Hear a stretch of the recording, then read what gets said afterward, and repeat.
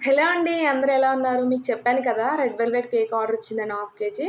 Icing చేసుకొని ఫ్రిడ్జ్‌లో పెట్టేసాను. నేను ఫుడ్ కలర్ ఎక్కువ యూజ్ చేయనని చెప్పాను కదా!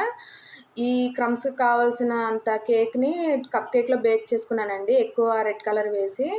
బేక్ చేసుకున్న తర్వాత దాన్ని చిన్న చిన్న పీసెస్‌గా కట్ చేసుకొని, మిక్సీ పట్టేసుకొని, ఆ క్రమ్స్‌ని కొంచెం స్టవ్ మీద వేడి చేసుకున్న తర్వాత పెనంలోని ఇలా నేను ఐసింగ్‌కి యూజ్ చేశానండి. మీకెలా అనిపించింది?